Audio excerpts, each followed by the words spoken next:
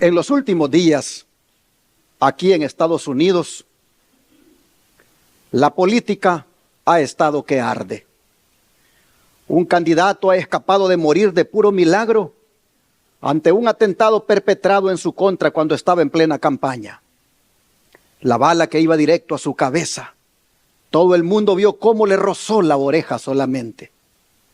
Por otra parte, su contrincante en la contienda por la presidencia ha renunciado a última hora a su candidatura para endorsar su apoyo actual a la vicepresidenta.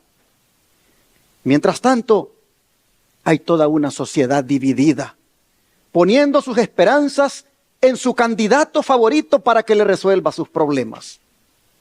Ante todo esto, ¿dónde quedamos nosotros, los cristianos de verdad presente? ¿En quién ponemos nuestra esperanza? ¿La podemos poner en uno de los contendientes para la presidencia? Claro que no. Nuestra esperanza está en el Dios Santo y Poderoso. Él es el que tiene el control y el que tiene las riendas de este mundo. Él es el que gobierna el reino de los hombres y dice que a quien Él quiere, lo da. Él es el único que, como dice el título, quita reyes y pone reyes. Abramos la Biblia en Daniel capítulo 2, versículo 20 y 21.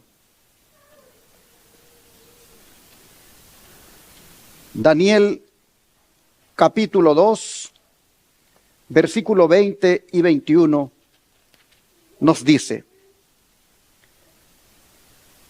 y Daniel habló y dijo: sea bendito el nombre de Dios de siglos en siglos, porque suyos son el poder y la sabiduría. Él muda los tiempos y las edades, quita reyes y pone reyes, da la sabiduría a los sabios y la ciencia a los entendidos. Qué verdad más reveladora la que nos dice el profeta tocante a los gobernantes de este mundo. Él nos dice que Dios tiene el control soberano sobre todo el universo y que nada ocurre sin su permiso. El hombre cree que él controla los eventos políticos de las naciones, pero es Dios quien en realidad lo hace. El mismo Nabucodonosor que gobernaba Babilonia en los días del profeta estaba sentado en el trono porque Dios así lo había dispuesto. ¿Con qué propósito? Con el propósito de que llevara adelante los juicios de Dios sobre Israel y sobre las otras naciones. Y aunque tanto el rey como sus súbditos no lo miraran de ese modo y pensaban que por sus habilidades o por su propio poder y sabiduría eran victoriosos, realmente todo lo que estaban logrando era porque Dios lo estaba permitiendo. ¿Y será que cuando Dios quita y pone reyes, Él está de acuerdo con todo lo que ellos hacen? Claro que no, porque el énfasis está en que Él quita y pone. Es decir, cuando los gobernantes no actúan con justicia, rectitud y misericordia, Dios los quita de una forma u otra, porque nadie escapa al juicio divino. Quita a uno para poner a otro y así sucede sucesivamente. Esto fue lo que miró Daniel durante su larga vida. Reyes caían y reyes se levantaban. Y sin embargo, él como profeta continuaba insistiendo en los mismos valores, como son la justicia, la integridad y la misericordia. El don de profecía dice así: el poder que ejerce todo gobernante en la tierra, ¿se lo otorga quién? El cielo. Y su éxito depende de cómo lo ejerce. El atalaya divino a cada cual dice: yo te ceñiré, aunque tú no me conociste. Y para todos constituyen una lección de vida las palabras dirigidas a Nabucodonosor: tus pecados redime con justicia y tus iniquidades haciendo misericordia para con los oprimidos. pues tal vez será eso una prolongación de tu tranquilidad. Comprender estas cosas, comprender que la justicia engrandece a la nación, que con la justicia será afirmado el trono y con misericordia reconocer la obra de estos principios en la manifestación del poder que quita reyes y pone reyes. Eso, dice, es comprender la filosofía de la historia. Solo en la palabra de Dios esto está claramente expuesto. En ella se muestra que la fuerza de las naciones, lo mismo que la de los individuos, no se encuentra en las oportunidades o medios que parecen hacerlos invencibles, ni tampoco en su pregonada grandeza, sino que se mide por la fidelidad con que cumplen el propósito de Dios. Así lo dice el don de profecía en el libro de la educación, página 98. Llama la atención que diga que la fuerza de las naciones, lo mismo que la de los individuos, no se encuentra en las oportunidades o medios que parecen hacerlos invencibles, ni tampoco en su pregonada grandeza, sino que se mide por la fidelidad con que cumplen el propósito de Dios. Sí, tal como sucedió con Ciro, el rey persa. Veamos lo que dice la palabra de Dios acerca de él en Isaías 45, 1 al 7. Isaías 45, versículos 1 al 7.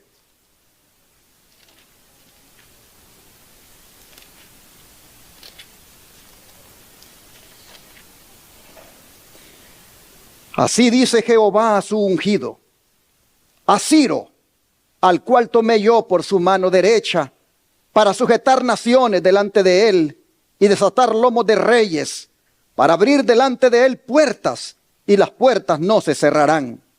Yo iré delante de ti y enderezaré los lugares torcidos, quebrantaré puertas de bronce y cerrojos de hierro haré pedazos, y te daré los tesoros escondidos y los secretos muy guardados, para que sepas que yo soy Jehová, el Dios de Israel, que te pongo nombre. Por amor de mi siervo Jacob y de Israel mi escogido, te llamé por tu nombre, te puse sobrenombre, aunque no me conociste. Yo soy Jehová, y ninguno más hay. No hay Dios fuera de mí. Yo te ceñiré, aunque tú no me conociste, para que se sepa desde el nacimiento del sol y hasta donde se pone, que no hay más que yo Jehová, y ninguno más que yo, que formo la luz y creo las tinieblas, que hago la paz y creo la adversidad. Yo Jehová soy el que hago todo esto. Oh, hermanos, ¿qué les parece a ustedes esta revelación?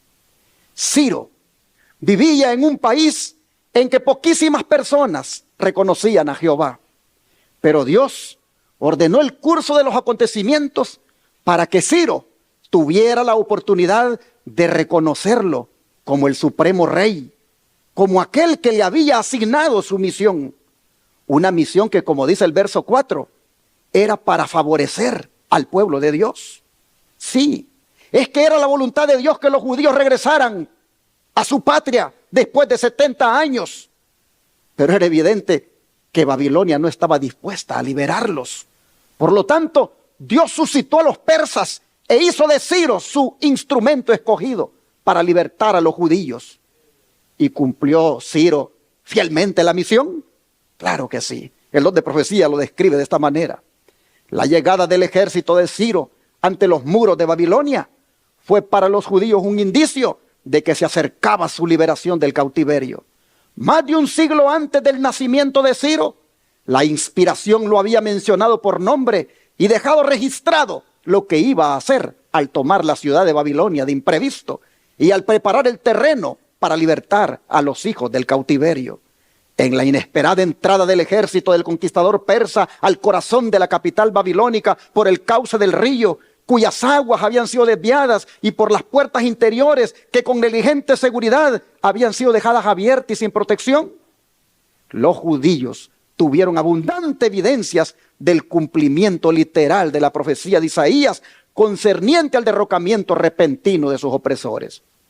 Y esto debiera haber sido para ellos una indicación inequívoca de que Dios estaba encauzando en su favor los asuntos de las naciones, porque inseparablemente vinculadas con la profecía descriptiva de cómo iba a ser tomada Babilonia, estaban aquellas palabras que dicen: Ciro es mi pastor y cumplirá todo lo que yo quiero, en diciendo a Jerusalén: serás edificada, y al templo serás fundado. Yo lo desperté en justicia y enderezaré todos sus caminos. Él edificará mi ciudad y soltará mis cautivos, no por precio ni por dones, dice Jehová de los ejércitos. Profetas y Reyes, página 404. La pregunta es: ¿cumplió fielmente Ciro esta profecía? Claro que sí. Vamos al libro de Esdras para confirmarlo. Esdras 1, versículo 1 al 4. Esdras capítulo 1, versículos 1 al 4.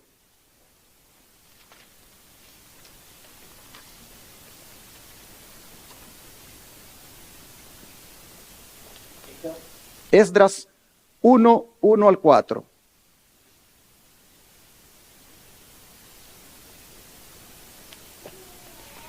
Dice la Escritura así, Esdras 1, 1 al 4.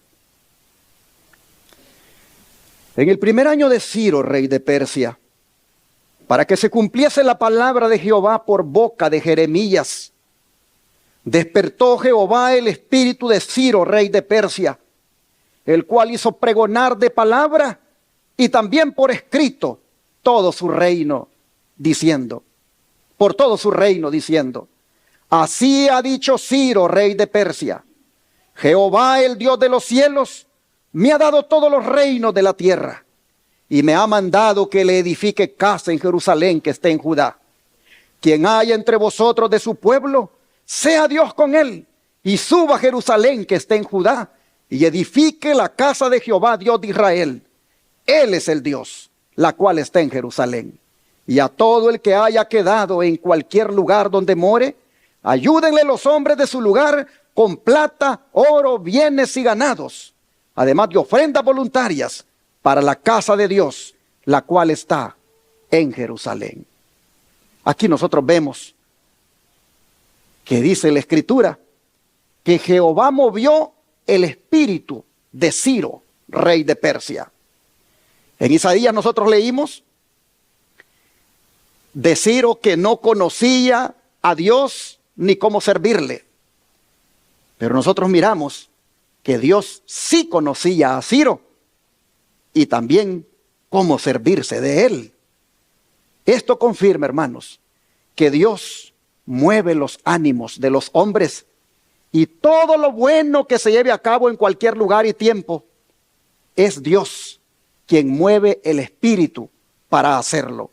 Pues Él pone los pensamientos en la mente y también da el entendimiento, de forma que pueden emitir los hombres juicios rectos y pueden también inclinar su voluntad hacia donde Dios le place. Pero qué maravilloso lo que Ciro dice. Jehová, el Dios de los cielos, dice, me ha dado todos los reinos de la tierra. En otras palabras, él reconoce que había sido designado por el cielo y que por eso tenía una misión divina que cumplir. El don de profecía sigue diciendo: cuando el rey vio las palabras que habían predicho más de 100 años antes que él naciera, la manera en que Babilonia sería tomada, cuando leyó el mensaje que le dirigía el gobernante del universo: yo te ceñiré aunque tú no me conociste, para que se sepa desde el nacimiento del sol y desde donde se pone que no hay más que yo. Cuando tuvo delante de los ojos la declaración del Dios eterno: por amor de mi siervo Jacob y de Israel, mi escogido, te llamé por tu nombre, púsete sobrenombre, aunque no me conociste. Cuando leyó en el registro inspirado: yo lo desperté en justicia y enderezaré todos sus caminos. Él edificará mi ciudad y soltará mis cautivos, no por precio ni por dones. Cuando él oyó todas esas cosas que Dios había dicho de él, su corazón, dice, quedó profundamente conmovido y resolvió cumplir la misión que Dios le había asignado. Dejaría ir libres a los cautivos judíos y les ayudaría a restaurar el templo de Jehová. Y así, hermanos, se eligió a Ciro para que Israel pudiera ser librado. Ciro tendría un reino, pero solo para que el pueblo de Dios tuviera su libertad. Así es el Señor. Él levanta uno y derriba otro. Detrás de todo el drama de los acontecimientos humanos, hay un Dios que está planeando todo para que su iglesia, si bien es cierto, va a pasar por aflicciones y persecuciones, va a ser castigada y atribulada, finalmente eso la preparará para heredar el reino de los cielos. Oh, hermanos y hermanas, ¿y por qué digo que a través de la aflicción y la persecución? Porque eso es lo que nos espera como iglesia remanente. Independientemente de quién esté en el poder, llámese demócrata o republicano, al final ambos se van a unir al papado para perseguir al pueblo de Dios. Y esto lo digo por la siguiente declaración. Los dignatarios de la iglesia y del Estado se unirán para hacer que todos honren el domingo. Y para ello apelarán al cohecho, a la persuasión o a la fuerza. La falta de autoridad divina se suplirá con ordenanzas abrumadoras. La corrupción política está destruyendo el amor a la justicia y el respeto a la verdad. Y hasta en los Estados Unidos de la libre América se verá a los representantes del pueblo y a los legisladores tratar de asegurarse el favor público, doblegándose a las exigencias populares por una ley que imponga la observancia del domingo. La libertad de conciencia que tantos sacrificios ha costado no será ya respetada. En el conflicto que está por estallar, veremos realizarse las palabras del profeta: airóse el dragón contra la mujer y se fue para hacer guerra contra el residuo de su simiente, los que guardan los mandamientos de Dios y tienen el testimonio de Jesús. Así lo dice Conflicto Inminente, página 75. Pero si ustedes se fijaron, el espíritu de profecía nos acaba de decir que hay corrupción en la política y que los representantes del pueblo y los legisladores se van a doblegar a las exigencias populares por una ley que imponga la observancia del domingo. No dice de qué partido serán.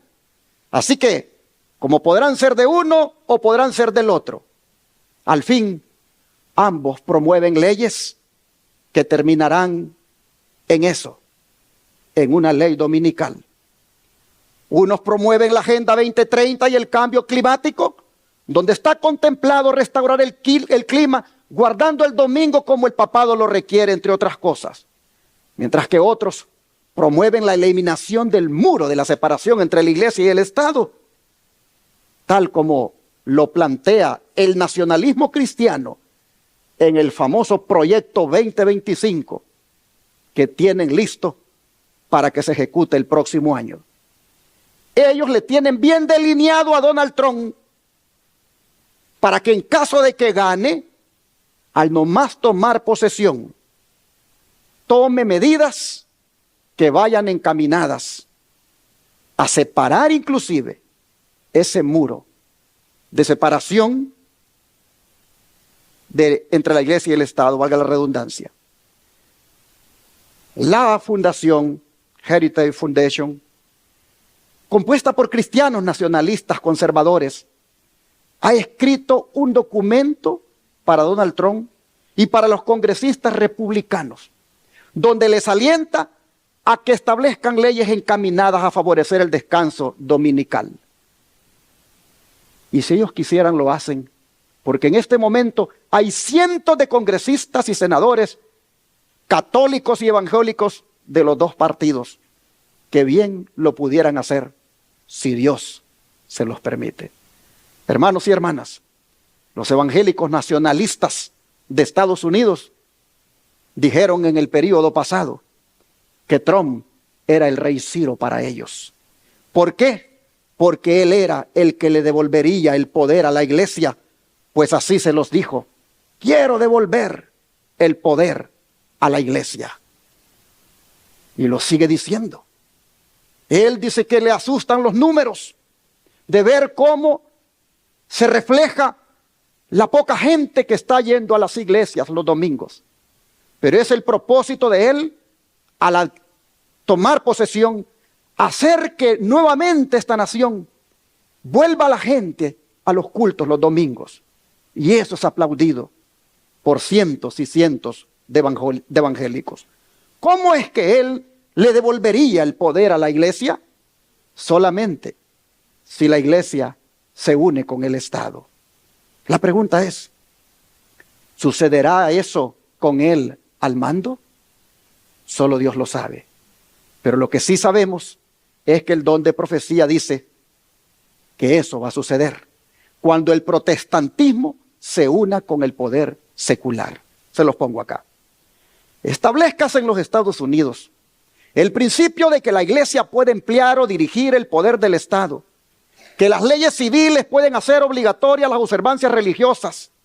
En una palabra, que la autoridad de la iglesia con la del Estado debe dominar las conciencias.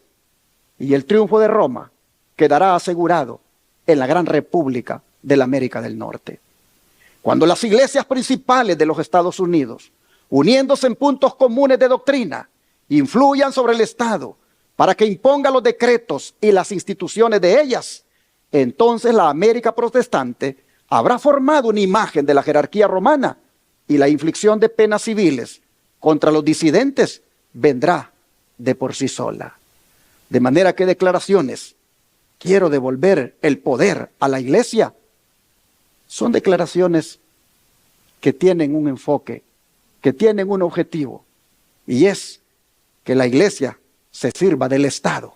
Pero entonces dice, se habrá formado una imagen de la bestia y vendrá prácticamente a ser el papado quien con esa imagen impondrá todos sus planes, incluyendo la ley dominical. Sigue diciendo el don de profecía, lo que leí estaba en el Conflicto de los Siglos, páginas 439. Pero ahora dice, cuando las iglesias protestantes se unan con el poder secular para sostener una falsa religión a la cual se opusieron sus antepasados, soportando la más terrible persecución, entonces el día de descanso papal será hecho obligatorio por la autoridad combinada de la iglesia y el Estado. Habrá una apostasía nacional que determinará tan solo la ruina nacional. Así que cuando el candidato dice, quiero devolver el poder a la iglesia, aquí el don de profecía dice, si eso se va a dar cuando las iglesias protestantes se unan con el poder secular, es decir, el Estado. Pero cuando eso suceda, dice, se va a imponer el descanso papal como obligatorio, porque estará unida la iglesia con el Estado y lo harán de esa manera obligatorio. Pero entonces también el Dios que quita reyes y pone reyes va a intervenir, pues dice que le vendrá a esta nación la ruina nacional. Así lo dice el libro Evangelismo 174. En el año 1899 fue escrito esto. Dice también que cuando el Estado haga uso de su poder para poner en vigor los decretos y sostener las instituciones de la iglesia, entonces la protestante Norteamérica habrá formado una imagen del papado y habrá una apostasía nacional que solo concluirá en la ruina nacional. He reiterado entonces lo que la mensajera del Señor dice en el libro anterior. Hermanos y hermanas, se formará una imagen del papado y habrá una apostasía nacional. En otras palabras, vamos a volver a vivir aquellos días cuando Babilonia estableció una ley religiosa en contra del pueblo de Dios para que adorara falsamente. En esa ocasión, el Estado estaba unido con la religión y le fue fácil promulgar dicha ley acompañada de un decreto de muerte para el que no la obedeciera. Y cuando digo que volveremos a vivir esos días, es porque Dios se lo reveló a Daniel, que en los últimos días la religión y el Estado se volverían a unir. Volvamos a Daniel 2 para mirarlo, capítulo 2, versículo 41 al 43. Daniel 2, versículos 41 al 43.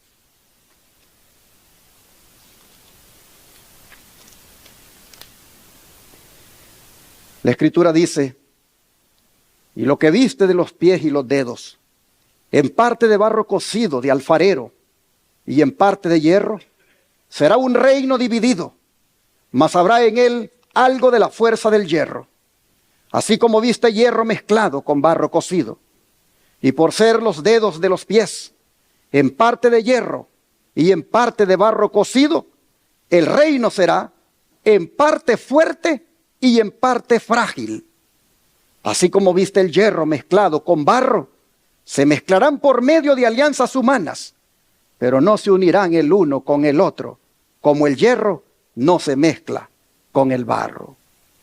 Hermanos y hermanas, los pies y los dedos de los que Daniel está hablando aquí corresponden a aquella imagen que el rey Nabucodonosor miró en un sueño, compuesta por una cabeza de oro, pechos de plata, muslos de bronce y piernas de hierro. Estos eran símbolos de 4 reinos o naciones, los cuales fueron Babilonia, Medo-Persia, Grecia y Roma. Pero Roma se dividió en 10 reinos simbolizados por los 10 dedos de los pies de la imagen. Reinos que subsisten hasta ahora en las naciones europeas y sus colonias ya independizadas en países. ¿Y con qué propósito Dios reveló aquel sueño? Es donde profecía dice: la imagen mostrada a Nabucodonosor simboliza el deterioro del poder y la gloria de los reinos de la tierra. Babilonia, el reino medo-persa y los reinos subsiguientes fueron aún más viles y corruptos. A cada nación que subió al escenario de acción se le permitió ocupar su lugar en la tierra para que pudiera determinarse si iba a cumplir los propósitos del vigilante y santo. La profecía describió el nacimiento, el progreso de los grandes imperios mundiales, Babilonia, Medo-Persia, Grecia y Roma. Con cada uno de ellos, como con las naciones de menos potencia, la historia se repitió y cada uno tuvo su plazo de prueba. Así lo dice Profetas y Reyes 392 a la 393, y antes el comentario bíblico adventista tomo 4 del don profético en las páginas 1190. Hermanos y hermanas, noten ustedes que a cada una de estas naciones, a cada uno de estos reyes que la gobernaron, a cada uno de estos reinos, Dios les permitió que vinieran a la existencia, dice, para probarlos. ¿Para probarlos en qué? En el cumplimiento, dice, del propósito de Dios. Nada existe aquí en la tierra sin propósito. Usted y yo existimos con un propósito. Así que todo aquí, Dios lo ha permitido que exista para que cumpla con el propósito de Dios. Babilonia, Medo-Persia, Grecia y Roma no existen más como imperios porque no cumplieron con el propósito de Dios. La pregunta es, ¿y las naciones de hoy están cumpliendo con el propósito de Dios? Tampoco, porque se han unido con el papado para transgredir la ley de Dios. Aunque la iglesia no se está valiendo del Estado en este momento para imponer sus propios fines, pisoteando la libertad de conciencia, hemos leído que lo hará. Es reiterado en esta cita. Dice, hemos llegado a un tiempo cuando la sagrada obra de Dios está representada por los pies de la imagen, en los cuales el hierro estaba mezclado con el barro cenagoso. Dios tiene un pueblo escogido, cuyo discernimiento debe ser santificado y que no debe convertirse en profano, poniendo en el fundamento madera, heno y hojarasca. Cada alma leal a los mandamientos de Dios verá que el rasgo distintivo de nuestra fe es el día de reposo, el séptimo día. Si el gobierno honrara el sábado como Dios lo ha ordenado, tendría el poder de Dios y defendería la fe que una vez fue dada a los santos. Pero los estadistas apoyarán el falso día de reposo y mezclarán su fe religiosa con la observancia de este hijo del papado, el cual es el domingo, colocándolo por encima del sábado que el Señor santificó y bendijo, apartándolo para que el hombre lo observe santamente como una señal entre Dios y su pueblo por 1000 generaciones. La mezcla de los asuntos de la iglesia y de la administración política se representa con el hierro y el barro allí mezclados en los pies. Esa unión, dice, está debilitando todo el poder de las iglesias. Esta aceptación en la iglesia del poder del Estado traerá malos resultados. Los hombres casi han traspasado el límite de la tolerancia de Dios. Han utilizado su fuerza política y se han unido con el papado. Pero llegará el tiempo cuando Dios castigará a los que han invalidado su ley y sus malas obras recaerán sobre ellos mismos. Así está escrito en el manuscrito 63 del año 1899. Así que, hermanos y hermanas, lo que Daniel miró, esa mezcla de barro y hierro en los dedos de los pies, era un símbolo de la mezcla de la política con la religión. Desde cuando Constantino el Grande adoptó el cristianismo para hacer de él la religión del Estado, allí el barro y el hierro se unieron y han estado unidos a lo largo de la historia. Pero dice acá que va a llegar el tiempo cuando Dios va a castigar a todos estos sistemas, porque se han unido, pero para ir en contra de la voluntad de Dios. Dios dice, va a llegar el día cuando los va a castigar, porque han invalidado su ley y las malas obras van a recaer sobre ellos mismos. Porque como dije, si bien es cierto ahorita la iglesia no se vale del Estado para imponer sus fines, está como en pausa. Nosotros sabemos por Apocalipsis 13 que muy pronto el protestantismo apóstata, unida con el Estado, hablará como dragón e impondrá la marca de la bestia. Y entonces los juicios de Dios caerán. ¿Cuándo llegará ese tiempo? ¿Cuándo es que Dios va a castigar a las naciones de hoy por su rebelión contra Dios? ¿Cuándo es que los juicios, los castigos de Dios caerán sobre las naciones por estar unidas con la religión? ¿Cuándo es que caerá los castigos de Dios sobre la religión por estar unida con el Estado? ¿Cuándo, hermanos? Cuando se cumplan los versículos 34, 35 y 44 al 45. Leámoslo, por favor, de aquí de Daniel 2. Versículos 34 y 35 dice: estabas mirando hasta que una piedra fue cortada no con mano, e hirió a la imagen en sus pies de hierro y de barro cocido, y lo desmenuzó. Entonces fueron desmenuzados también el hierro, el barro cocido, el bronce, la plata y el oro, y fueron como tamo de las eras del verano, y se los llevó el viento sin que de ellos quedara rastro alguno. Mas la piedra que hirió a la imagen fue hecha un gran monte que llenó toda la tierra. Ahora los versículos 44 y 45 dicen: y en los días de estos reyes, el Dios del cielo levantará un reino que no será jamás destruido, ni será el reino dejado a otro pueblo. Desmenuzará y consumirá a todos estos reinos, pero él permanecerá para siempre. De la manera que viste que del monte fue cortada una piedra no con mano, la cual desmenuzó el hierro, el bronce, el barro, la plata y el oro, el gran Dios ha mostrado al rey lo que ha de acontecer en lo porvenir, y el sueño es verdadero y fiel su interpretación. Se han dado varias interpretaciones a esta piedra y el monte de donde es cortada. Pero si se respeta la regla de interpretación bíblica, que dice que un texto no debe ser sacado de contexto, es evidente que la piedra debe representar el reino de nuestro Señor Jesucristo, pues la visión está tratando de reinos y no de otra cosa.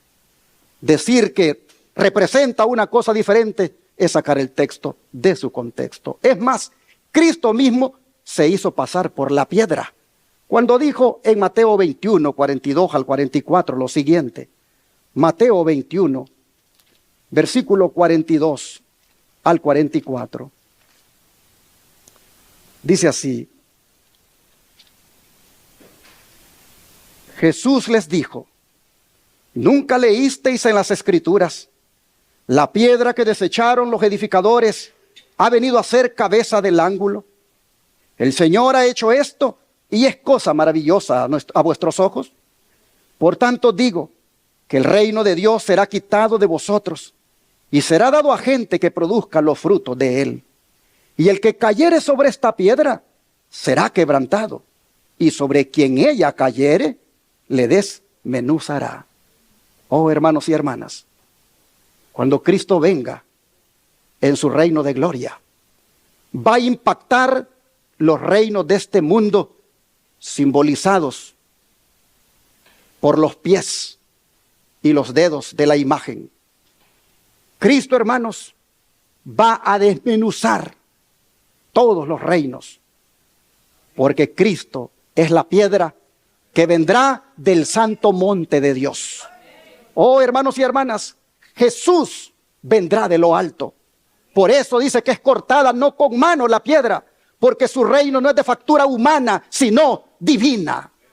La piedra simboliza el reino de Cristo y su persona, mientras que los metales de la estatua representan los reinos humanos. Al final del milenio, el reino de Cristo se convertirá en una gran montaña que va a llenar toda la tierra renovada.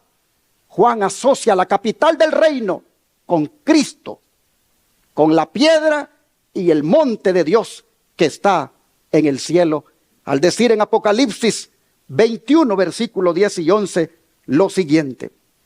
Apocalipsis 21, versículo 10 y 11. Y me llevó en el espíritu a un monte grande y alto, y me mostró la gran ciudad santa de Jerusalén, que descendía del cielo de Dios, teniendo la gloria de Dios, y su fulgor era semejante al de una piedra preciosísima, como piedra de jaspe, diáfana como el cristal. ¿Con qué comparó Juan la santa ciudad, capital del reino de Cristo? Con una piedra preciosísima. ¿En dónde miró esa ciudad? En un monte grande y alto. Es decir, donde Dios reside. Allí donde está su trono. Vean Isaías 14 cómo lo dice. Isaías 14, versículo 13 y 14. Isaías 14, versículo 13 y 14.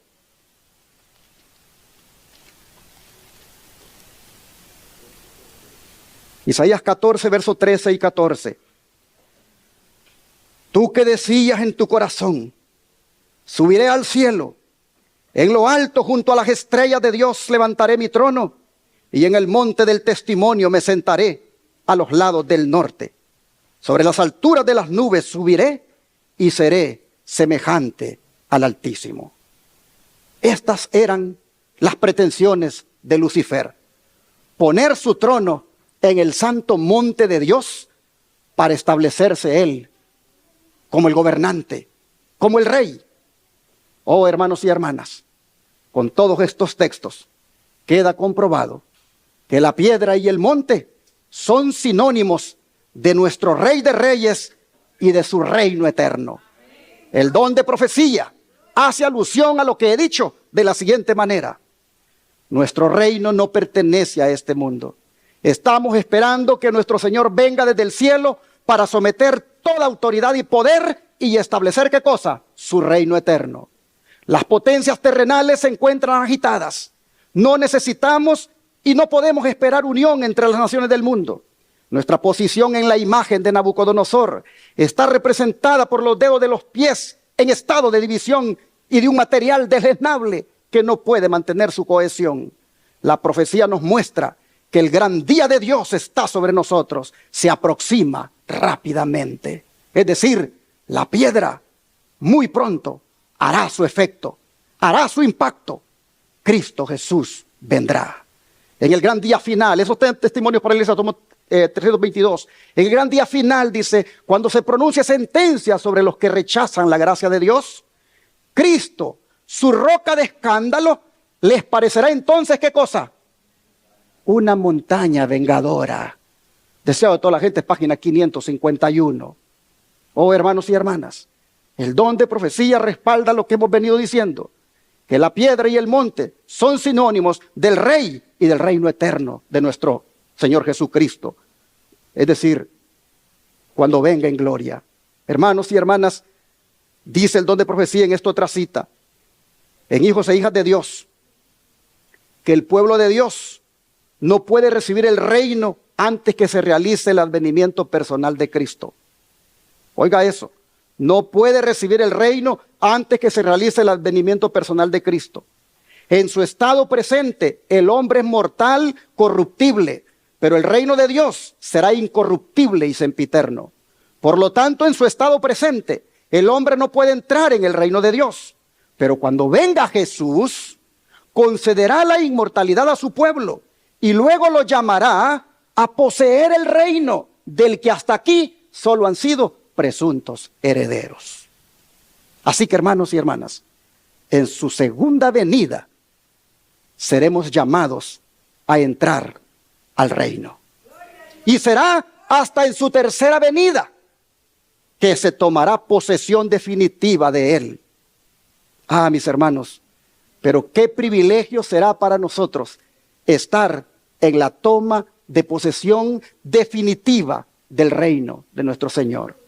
El don de profecía sigue diciendo al respecto: en presencia de los habitantes de la tierra, dice Conflicto de los Siglos 724, en presencia de los habitantes de la tierra y del cielo reunidos, se efectúa la coronación final del Hijo de Dios. Y entonces, revestido de suprema majestad y poder, el Rey de Reyes falla el juicio de aquellos que se rebelaron contra su gobierno y ejecuta justicia contra los que transgredieron su ley y oprimieron a su pueblo. Y esto que he leído está basado en el capítulo donde la mensajera del Señor está hablando de lo que ocurre al fin de los 1000 años. Así que vamos a poseer el reino cuando Cristo venga. Nos lleva, pero solamente lo poseeremos cuando se tome posesión de él al final del milenio, cuando se corone en definitiva al Señor. Dice Patriarcas y Profetas 755, el reino de Cristo se establecerá en la época del juicio final, cuando se dará la recompensa de los justos y el castigo de los impíos.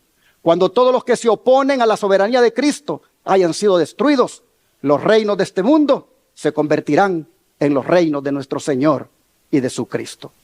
Así, hermanos, he compartido la interpretación adventista relacionado a la piedra de Daniel 2.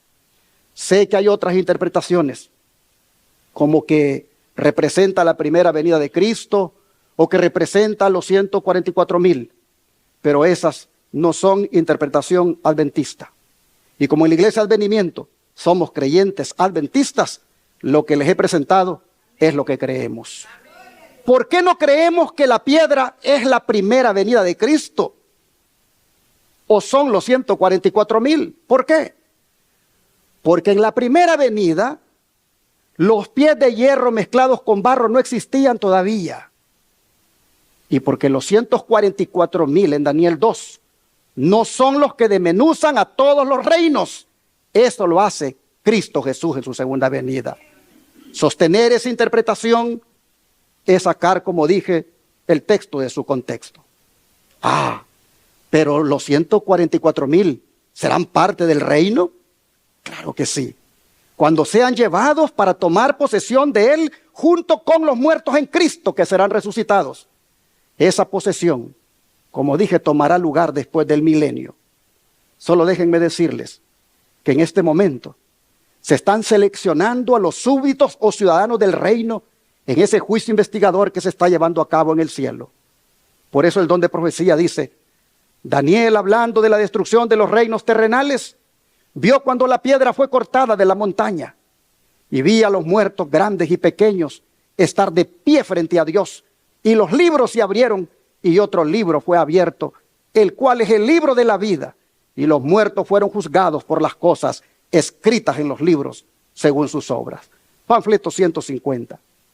Como vemos, la hermana White claramente relaciona la piedra de Daniel 2 con el proceso del juicio investigador en el cual se están seleccionando los súbditos del reino. Así que, hermanos, asegurémonos con nuestra manera de vivir para que seamos seleccionados. Los seleccionados serán, como ya dije, los 144,000 que estén vivos cuando Cristo venga y los muertos en Cristo que resuciten en la mañana de la resurrección. Pero ellos esperarán en la tierra a que su rey venga a llevarlos a la toma de posesión de su reino, del cual ellos mismos serán los ciudadanos después del milenio en la nueva Jerusalén. Mientras tanto, hermanos, mientras tanto Dios seguirá quitando reyes y poniendo reyes hasta que todo se cumpla, porque Él señorea en el reino de los hombres. Así se lo hizo saber Daniel a Nabucodonosor en el capítulo 4 de Daniel, versículo 17. Daniel capítulo 4, versículo 17.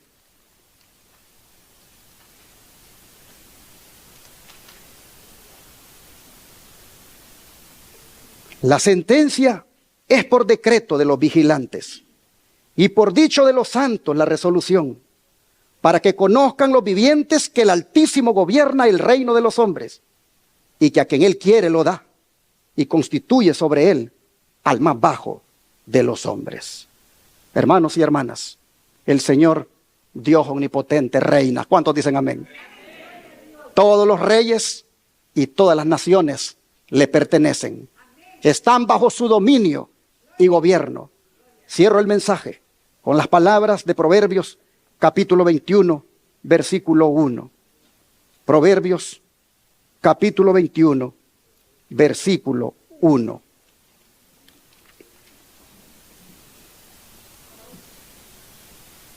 Como los repartimientos de las aguas, así está el corazón del rey en la mano de Jehová. A todo lo que quiere, lo inclina. Qué verdad, hermanos, más contundente.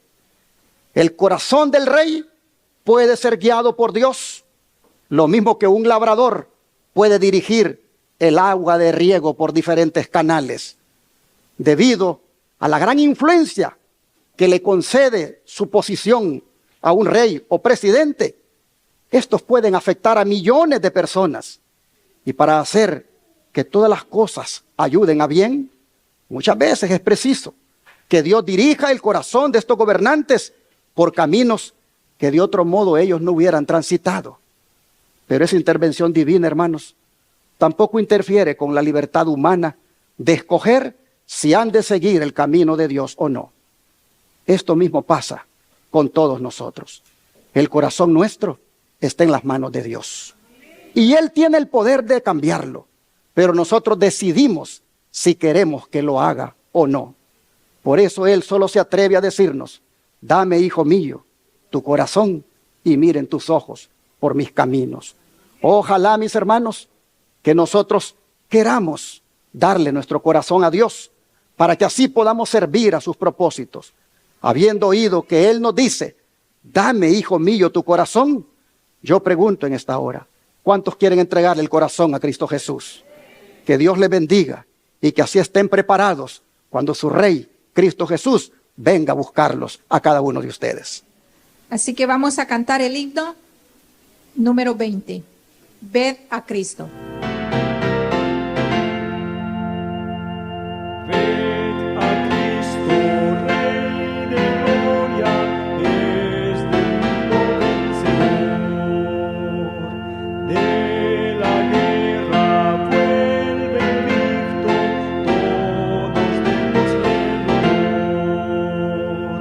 Coronadle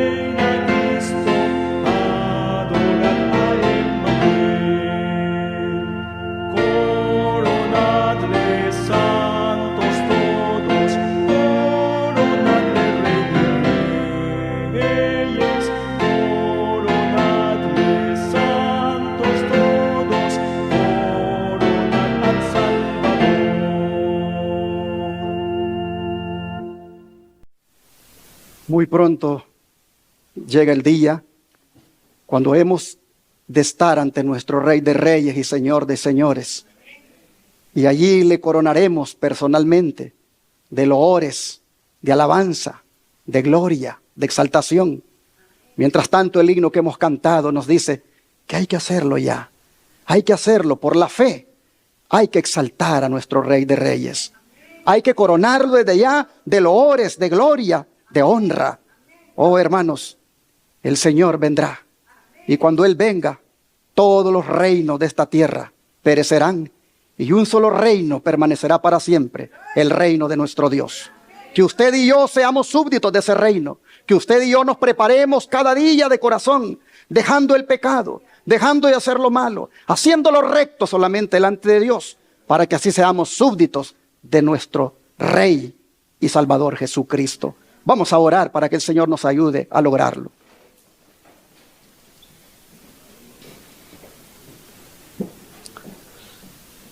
Padre nuestro que está en el cielo, le agradecemos, Señor, por darnos la plena seguridad de que usted reina para siempre y que usted tiene el dominio sobre todas las naciones, de que usted tiene las riendas en su mano y que usted tiene el control del universo. Señor, a veces podemos pensar y sentir como que estuviéramos a la deriva, como que los hombres malos de este mundo, llámese políticos o magnates, pueden hacer lo que quieran con nosotros, las minorías. Pero no, Señor, hoy hemos visto que con nosotros está Jehová de los ejércitos. Hoy hemos visto que con nosotros está usted y que finalmente estos hombres van a llegar hasta donde usted se los permita. Señor, solo le rogamos que nosotros no nos aliemos con el hombre, sino que nos aliemos solo con usted. Le rogamos que nos ayude para amarle, para servirle, para estar con usted siempre, para apartarnos del pecado. Y en aquel día glorioso, cuando usted venga con su reino y nos lleve para tomar posesión del mismo, después del milenio, que ese día, Señor, estemos más que listos para darle la bienvenida. Ayúdenos, Señor, a vivir para siempre en su reino. Se lo pedimos en el nombre de Jesús. Amén.